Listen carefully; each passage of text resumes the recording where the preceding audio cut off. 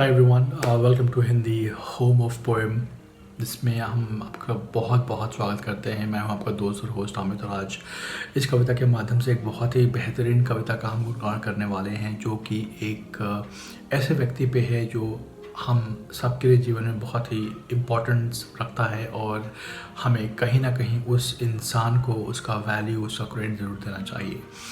इस कविता का कोई नाम नहीं है, ये बेनाम है, लेकिन बेनाम होने के बाद भी ये बहुत मशहूर है, बहुत पॉपुलर है। और अगर आप एक संवेदनशील इंसान है, अगर आपको वैल्यू है रिलेशन की, रिश्तों की, अपने एल्डर्स की अगर आप सेवा करने में माहिर हैं, तो शायद आप तक मेरी ये फीलिंग्स, मेरी जो भावनाएं हैं, ज़रूर पहुंचनी चाहिए। उम्मीद करता हूं आप इसे पसंद करेंगे और मैं आपके लिए लेके आता हूं। इसको लिखी गई है माननीय मोबी ने, और ये बहुत ही पॉपुलर फादर्स डे के ऊपर कविता है। सुनिए, वो कहते हैं, नन्ही सी आंखें और मुड़ी हुई उंगलियां थी, नन्ही सी आंखें और मुड़ी हुई उंगलियां थी, ये बात तब की है जब दुनिया मेरे लिए सोई हुई थी। नंगे से शरीर पर नया कपड़ा पहनाता था, दिवाली की समझ नहीं थी, पर फिर भी मेरे साथ वो मनाता था। घर में खाने के वांदे थे, घर में खाने के वांदे थे, पर फिर भी मेरे लिए वो एफडी जोड़ रहा था, और उसके खुद के सपने अधूरे थे, पर मेरे लिए सपने बुन रहा था। ये बात तब की है जब दुनिया मेरे लिए सोई हुई थी। वक्त कटा, साल बदला, पर तब भी मैं उसके जान का जान था, मैं उसके जीवन का मुस्कान था। बिस्तर को गीला करना हो या फिर रातों को रोना हो, एक बाप ही था जिसका छीना मैंने उसका सोना था। सुबह तक गोद में खिलाता, झूले में हिलाता, फिर दिन में कमाता, फिर शाम में चले आता। कभी खुद से परेशान, कभी दुनिया का सताया था। एक बाप ही था जिसने मुझे रोते हुए हंसाया था। अल्फाजों से तो मैं गूंगा था, पर मेरी वो इशारे समझ रहा था। मैं खुद इस बात से हैरान हूँ आज कि कल वो मुझे किस तरह पढ़ रहा था। पापा तो छोड़ो यार, अभी पाप भी नहीं निकला था।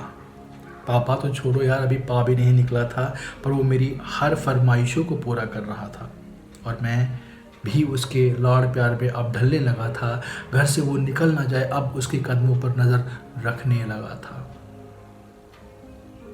और मुद्दे तो हजार थे उसके पास, पर कब दिन ढल जाएगा उसे उसका इंतज़ार था। और मैं भी दरवाजे के चौखट को ताकता रहता था। जब होती थी हल्की सी दस्तक, तो वॉकर से झांकता रहता था। देख के उसकी शक्ल में दूर से चिल्लाता था। जो भी इशारे मुझे आते थे, मैं उसे अपने करीब बुलाता था। वो भी छोड़ छाड़ के सब कुछ मुझे सीने से लगाता था। वो भी छोड़ छाड़ के सब कुछ मुझे सीने से लगाता था। कभी हवा में उछालता, कभी कर्तव्य दिखाता था। मेरी एक मुस्कान के लिए कभी हाथी तो कभी घोड़ा बन जाता था। और सो सकूं रात को सुकून से मैं, इसलिए वो पूरी रात एक करवट में गुजारता था। अब वो बचपन शायद सो चुका था, और मैं जवानी के दहलीज पे कदम रखने लगा था। उसकी कुर्बानी को उसका फ़र्ज समझने लगा था, चाहे वो फिर खुद बिना पंखे का सोना हो, या मुझे हवा में सुलाना, या फिर दिवाली को खुद पुराना कपड़ा पहनना और मुझे नए कपड़े पहनाना, या तपते हुए बुखार में ठंडे माथे पर रखे हुए पट्टियाँ हो, या मेरी हर जिद के आगे झुक जाना। वो बचपन था गुजर गया, वो रिश्ता था सिकुड़ गया। वो बचपन था गुजर गया, वो रिश्ता था सिकुड़ गया, और मैं उस कुर्बानी के बोझ को उठा नहीं पाया, इसलिए वो शहर में आज मुझे कहीं छोड़ गया। नया शहर था, नई शहर की हवा मुझ पे छाने लगी थी। अपने बाप की हर नसीहत अब बेकार लगने लगी थी। एक बचपना लगने लगी थी। काम जो मिल गया था मुझे, पैसे जो आने लग गए थे, ये सोच मुझ में पलने लगी थी।